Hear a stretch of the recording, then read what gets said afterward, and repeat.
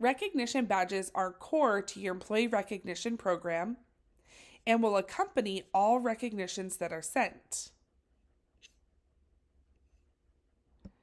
Companies should create badges that exhibit the behaviors of your company core values and help staff feel connected to the organization's mission and goals. Employees will see badges in two different places. We're looking at the badge selection page. This is where employees will select a badge to accompany their recognition. On the badge selection page, employees will see only badges that they have permission to give. They'll also be able to view badges on the badge listing page. On this page, they'll see any additional details for the badge, and they'll be able to see both badges that they have permission to give, as well as badges that they can earn.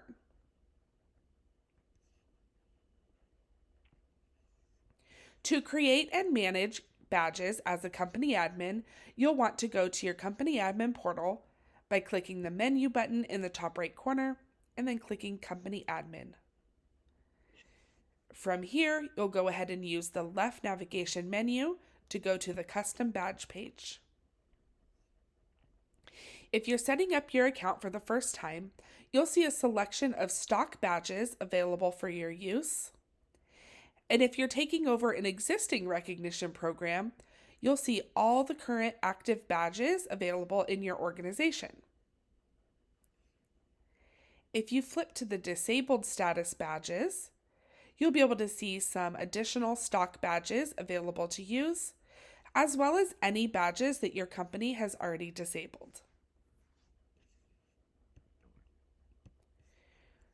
To create a new badge, you're going to simply click Create Badge on the right-hand side of the screen, which will pop up a window on the left-hand side of the screen. The two required fields to create a badge are the title of the badge and an image to accompany your badge. For the image, we recommend 200 by 200 pixels in a transparent PNG. No two badges can have the same title, so make sure that the badge you're choosing is unique and does not match any title of a badge that is active or disabled. You can enter in the description of the badge, as well as a badge sending limit on this screen, or you can do this later on the badge details page. Once I've got at least my title and my image, I'm going to go ahead and click Create Badge. And that badge will show up right here at the top of my badge listing. To customize the details of this badge or edit details of any of your other badges, you're going to go ahead and click Details to the right of the badge. On this page, you can edit the title of the badge, update the image, enable or disable the badge, and also decide if you'd like this badge to show in the badge listing page or not. Remember, the badge listing page will show all badges that employees can give, as well as badges that they can receive. On the badge selection page, employees will only be able to see badges that they have permission to give.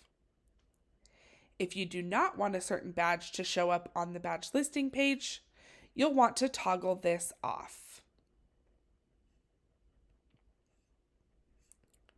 Next, you'll give the badge a description and add any additional details to the badge. One important thing to note here is both the description and the additional details will show under the badge on the badge listing page, but only the description will show on the badge selection page. So if you'd like the employee to see the information as they're selecting a badge, make sure all of that information goes into the description box.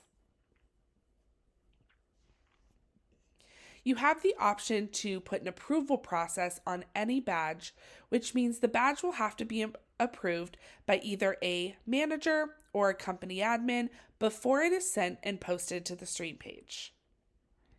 If you choose to allow a manager to approve recognitions, by default, only the recipient's manager will be able to approve the recognition. If you'd like to allow both the sender's manager and the recipient's manager to approve, you'll want to click this little box. If you'd like badges to automatically post to the stream page without an approval process, you'll just want to leave that toggled off. Next, you're going to want to give your badge a point range. If you're creating a non-monetary badge or a badge that is worth 0 points, just leave the minimum points and the maximum points both set to 0. To create a point range, you're going to put the minimum amount that the badge can be worth, as well as the maximum amount. Using a point range means that an employee can send this badge for any amount between the minimum and maximum settings, as long as they have the point budget to do so. If you'd like to create a badge worth a flat point amount, you're going to want to make sure that the minimum points and the maximum points are set to the same value.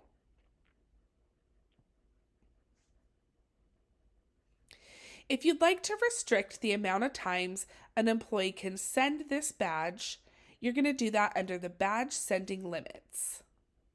For example, I can set this badge to say it can be sent twice per week by each employee who has permission to give this badge. If you're using a badge sending limit strategy, you'll start to see a budgeting module build out to the right of your screen. In this module, you'll be able to see the value of the badge based on your organization's point to currency ratio, how many employees have permission to give this badge, and how much your organization would be spending if every employee sent both badges every week, as well as what that breaks down to per employee. The roles section is how you manage who can give this badge. If the roles section is left blank, that means everybody in the organization can give this badge. If you'd like to restrict access to this badge, you're going to set a role. For example, we can say that only company admins have permission to give this badge. Or we might want to say only managers can give this badge. Or any other role that you have created in your system. For more information on how to create and manage company roles, please visit our support center for our company role documentation.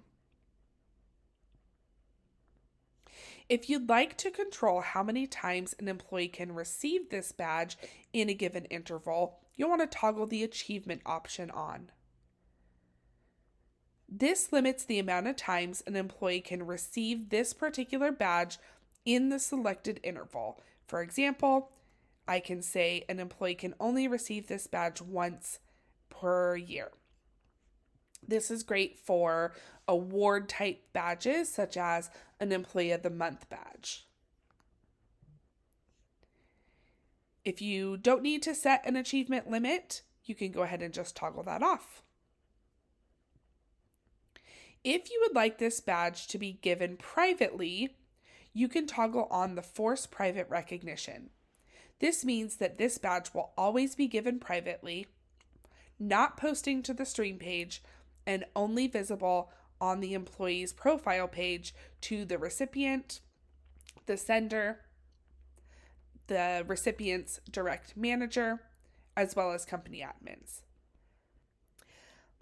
Lastly, if you'd like to delete a badge prior to it being given out, you can use the delete button in the bottom left-hand corner. Please note that once a badge has been given, it cannot be deleted. It can, however, be disabled. Once you're happy with your badge settings, you can go ahead and click Save, and your changes will be reflected.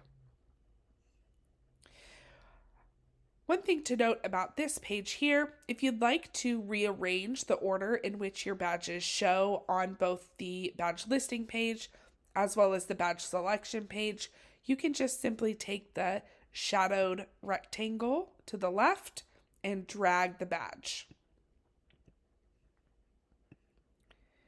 Then the order that you have placed the badges on this page will be reflected again on both the badge listing page and the badge selection page.